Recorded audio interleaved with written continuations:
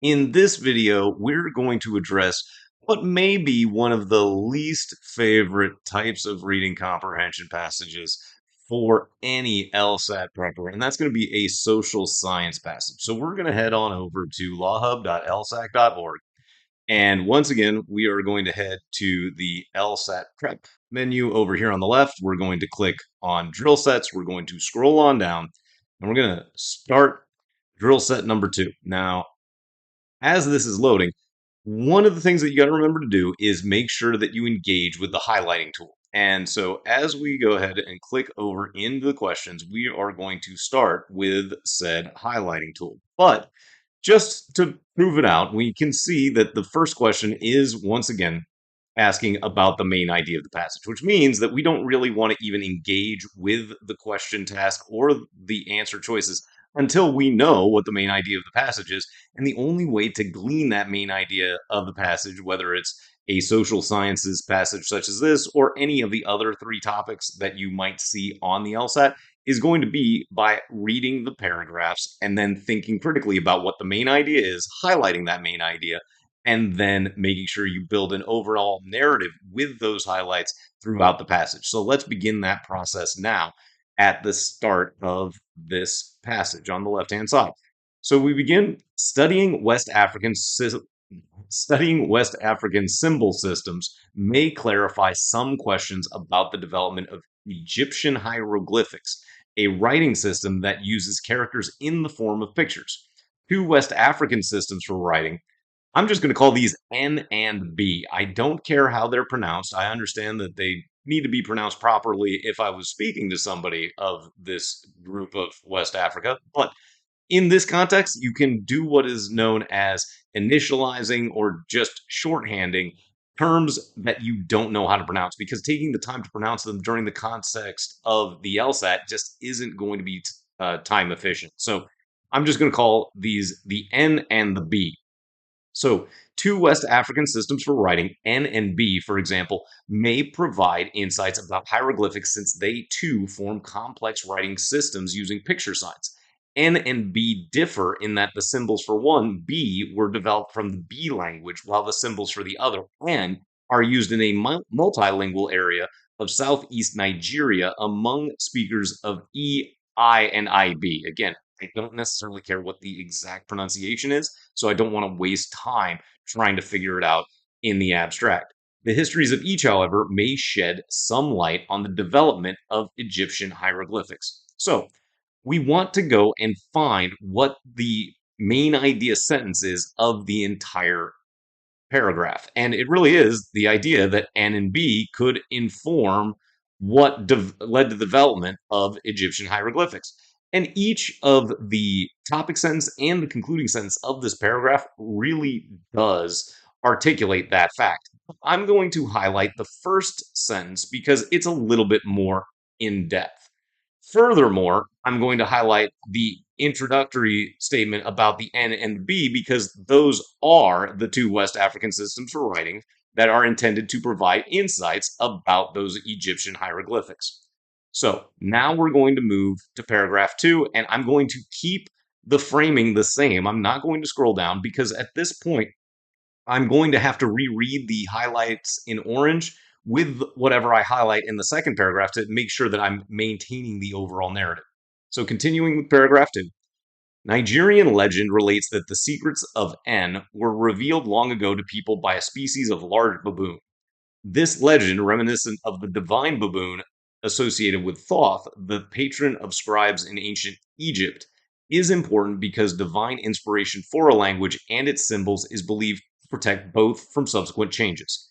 As for the significance of the baboon itself, since common beliefs about the same animal are unlikely to be pure coincidence, it would seem that either a specifically Egyptian belief found its way to eastern Nigeria, or else an ancient and widely spread African belief was passed to Egypt. It is also possible that the Egyptian hieroglyphics themselves are grounded in previously existing African traditions of graphic symbolism. Now, the entire story about large baboons and Thoths and ancient scribes and all of that may seem interesting, but it's ultimately in the context of the main idea regarding the systems of writing informing the development of Egyptian hieroglyphics, it's kind of background information. So we need to pick up with the sentence that brings back in the subject of Egyptian hieroglyphics and Nigeria. And we're definitely going to want to highlight these two sentences at the end of the paragraph as opposed to worrying too much about the details of the background information. And that's what the highlighting is intended to do. It's intended to focus you on the big picture rather than getting bogged down in details that are probably relatively obscure unless you have a background in etymology of West Africa and Egypt. Now we're just going to scroll down carefully and we're going to pick up with the third paragraph, which states, with respect to B, again, we remember we had N and B, Sultan N, I'm going to go back to Sultan N here, of F, located near the traditional N area, elaborated an independent and original writing system for the B language about a century ago.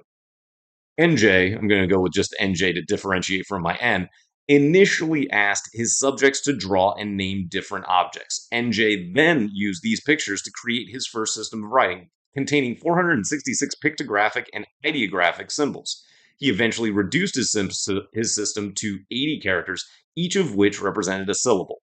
Using his royal influence, N finally carried his ideas to completion by establishing schools that used his system for reading and writing, by developing a system of printing, and by compiling history texts. So, building on the opening statements, we probably can determine that this opening sentence, the topic sentence of the third paragraph, really is carrying on that main idea of those two languages that theoretically might inform how hieroglyphics got to Egypt. Then I again don't really want to get bogged down in the details. But we do know that this individual used his royal influence specifically, carrying the ideas to completion and established schools for reading and writing using this system that he himself had created. So now we're going to continue on to the final paragraph, once again scrolling down because the passage only view is not present here in the reading comprehension drill set number 2 just yet over at lawhub.lsac.org. But picking up with the final paragraph, the history of NJ's system raises the possibility that the form and sudden appearance of Egyptian writing may be explained in a similar way as the invention of a single person. Now we're really linking all the ideas together. You don't want to highlight this sentence just yet. You always want to force yourself to highlight at the end, but we probably already can tell that this is going to be an important sentence. Then, the progress of a single inventor could have produced the complex structure of Egyptian writing in its earliest recording form. Hypothetically, the hieroglyphics could have represented sounds rather than meanings from the start, never having gone through earlier stages of functioning solely as illustrations of corresponding objects. The meanings of these picture signs might thus never have been restricted to the original objects they portrayed, just as NJ is known to have been impressed but not influenced by the Arabic script, so an Egyptian inventor may have been stimulated by the slightly earlier invention of a quite different writing system in Mesopotamia.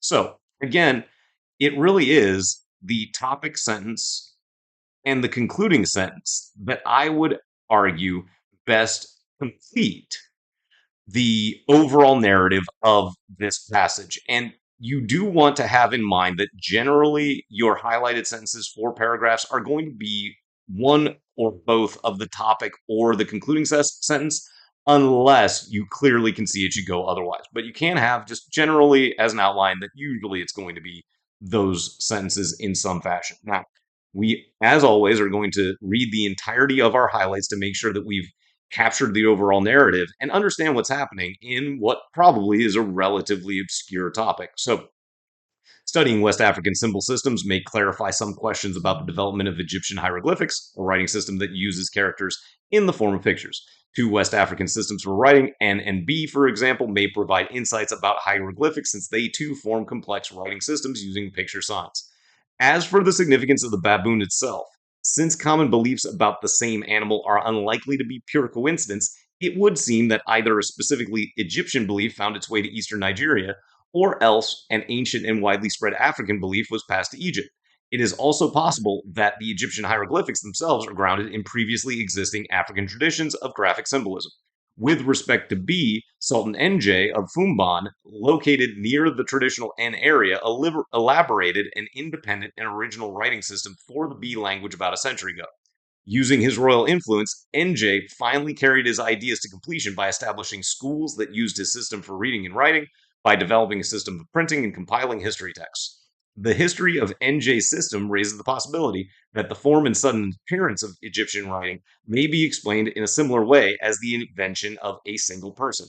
Just as NJ is known to have been impressed but not influenced by the Arabic script, so an Egyptian inventor may have been stimulated by the slightly earlier invention of a quite different writing system in Mesopotamia.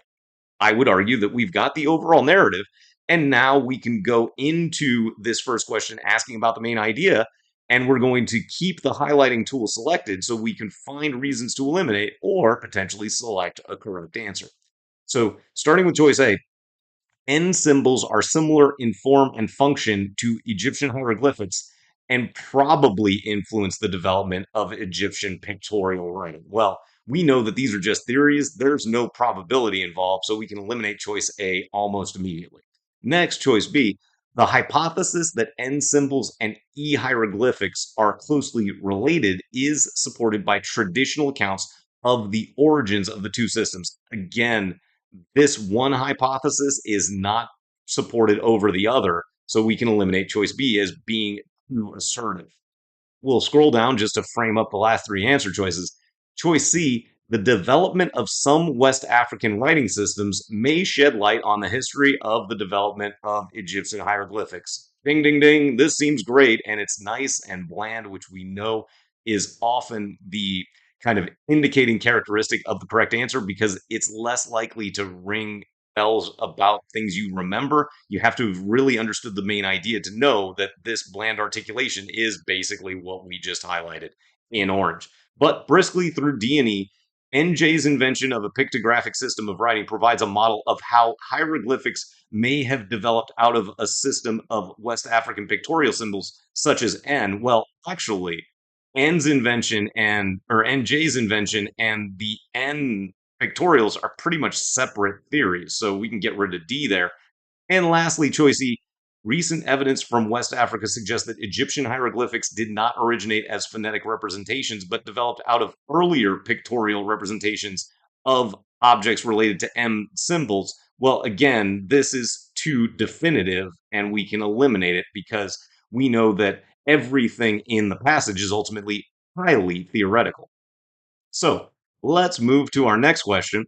And this is what is known as a hidden main idea question. Because what many people will have the inclination to do is to go hunt and peck for which of these questions can be answered from information in the passage. Really, it should come from our main ideas. So we're going to just rely upon our orange highlighting if necessary, but we're going to try to focus just on the big picture stuff and eliminate these answer choices without rereading as best possible. So, choice A, what influence did Arabic script have on the development of E and N phonetic symbols? Well, we hopefully remember that at the very end of the passage, it just talked about the Arabic script influencing NJ, the NJB language. So, this is entirely incorrect based on the main ideas as we focused on them. Now, which developed first, the N symbols or the Egyptian hieroglyphics? Well, we talked about how that wasn't in there either. We are really not sure which came first, but they might have influenced each other. So we can eliminate choice B for that reason.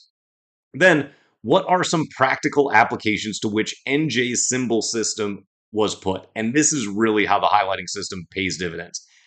It's right here in our highlighted final sentence for the third paragraph. And this isn't accidental. This is often how these questions work. If you recognize what the big picture is, the detail questions without any term or location reference often will refer back to those highlighted main idea sentences. And here we see that NJ carried his ideas to completion by establishing schools that used his system for reading and writing, developed a system of printing, and compiled some history texts. And those are certainly some practical applications for that NJ symbol system.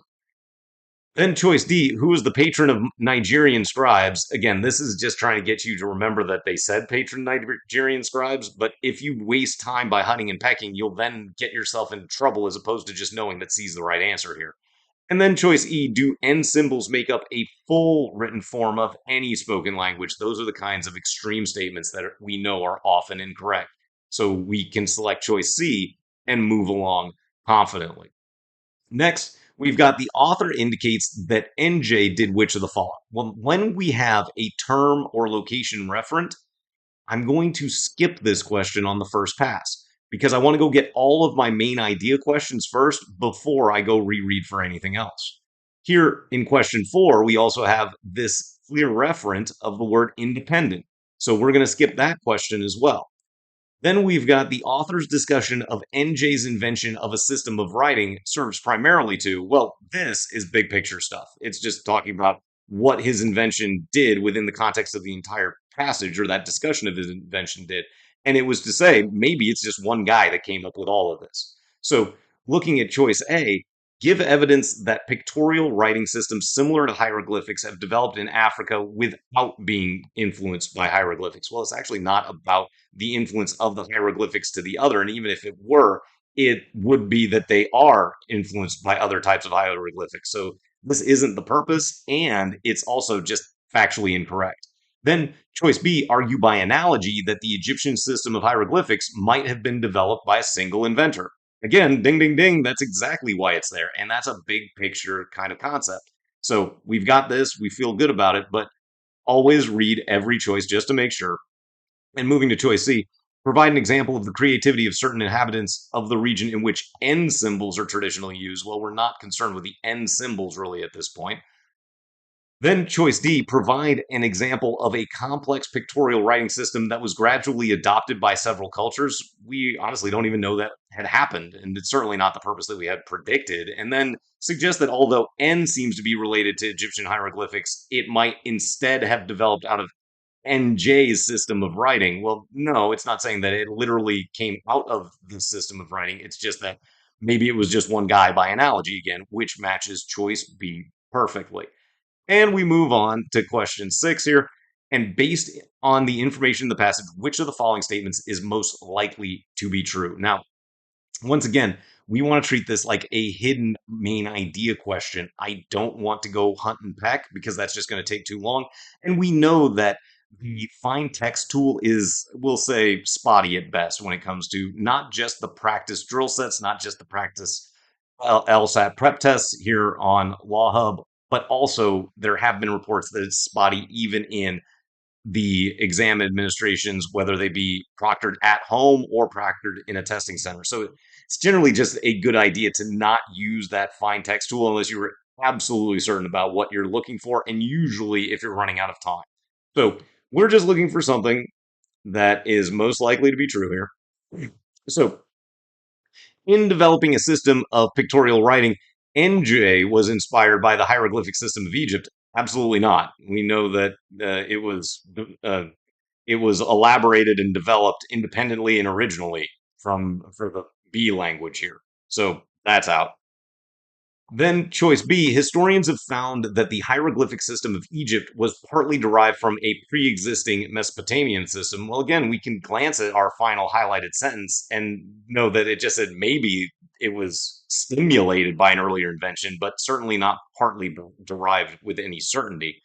Then, historians have identified communication channels between ancient Egypt and West Africa that help explain the similarity between N and hieroglyphics. Well, here you might be going, I don't remember that as well. And if you're going to go reread, we'll see how we do it here in a moment, but we'll just leave choice C open for now. And then the 80 character writing system implemented by NJ contained none of the symbols originally drawn by his subjects. Well, none is extreme. I can look at this real quickly, and we know that some of them came from the subjects. I don't know that none were used ultimately in those 80 characters, so I can eliminate choice D pretty directly. And then we've got E. Scholars have not found examples of any structurally simple early forms of Egyptian hieroglyphic writing. Well, this is the sort of thing that you might just say, well, I don't remember that. Let's just get rid of it. I didn't read it. that's the trap. Because if we scroll back up and we focus just on where we were talking about the N culture, right? We can scroll up and just focus on these two paragraphs. And we know that we're talking about the N language and the N hieroglyphics up here in the starting of this passage. So, trying to work through choice C, communication channels between Egypt and West Africa. Um, what communication channels? I see no communication channels. It seems that it found its way, but it's also possible that they're just grounded in previously existing African traditions. So to say that historians have definitively identified communication channels goes too far.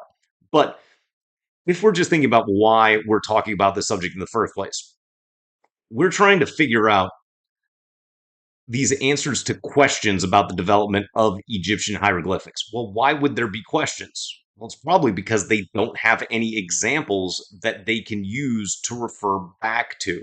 So it's that idea that is most likely to be true and really is informing the entirety of the passage. So we choose choice E at this point. Now, we then, after having gotten all of our main idea questions, and you can see that we did actually have a majority of main idea questions for this social sciences passage, we're going to go back to questions 3 and 4 and address these specific term and location references immediately. Now, we're going to come back to Enjoya. We frame up, because Enjoya is in our task, we frame up the two paragraphs that contain Enjoya, and we're just going to focus on these details if we need to, because we don't remember something about the answer choices that we have. So, choice A, Enjoya studied Egyptian hieroglyphics prior to his development of a new pictorial writing system. I don't know that he studied Egyptian hieroglyphics specifically, so we'll get rid of that. Developed a system of pictorial symbols to represent the sounds of the words that make up the Ekoi language. Well, the Ekoi language was actually way up top, completely separate area of the passage, and they're hoping you just kind of remember that word of Ekoi and grab it because it's familiar.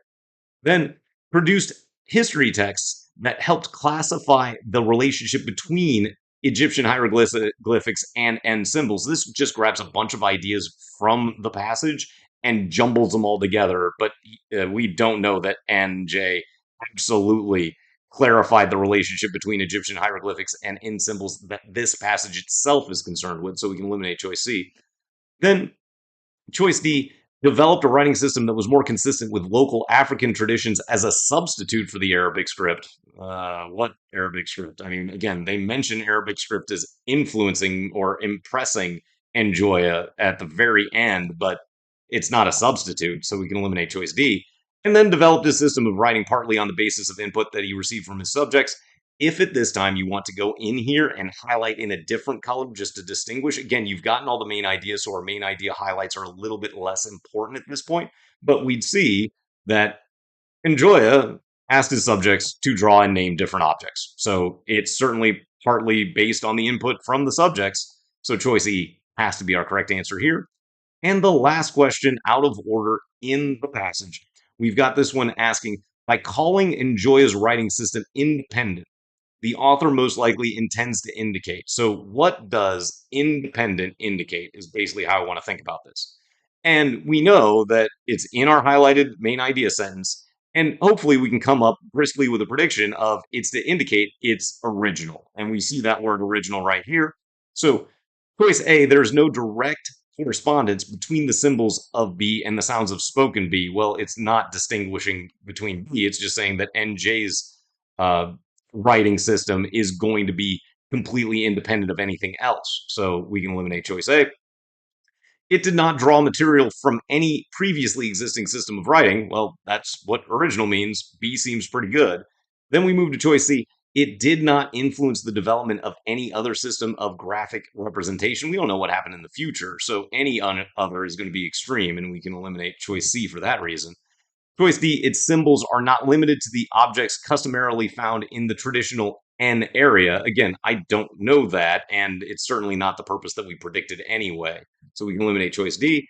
And then choice E, it served to represent several languages. No, it was just for the B language. So we can eliminate choice E. And remember that when you're working through these passages, you can always click on this little icon here to select some tips and hints if you're so inclined. And you can always hit the show answer because it's going to be a kind of weird circumstance where if you hit submit, you're just done with the section. You might want to move on to the next passage, which we'll cover in another video. But if you click show answer, it'll say, do you really want to do it? And you hit continue, and there's our answer.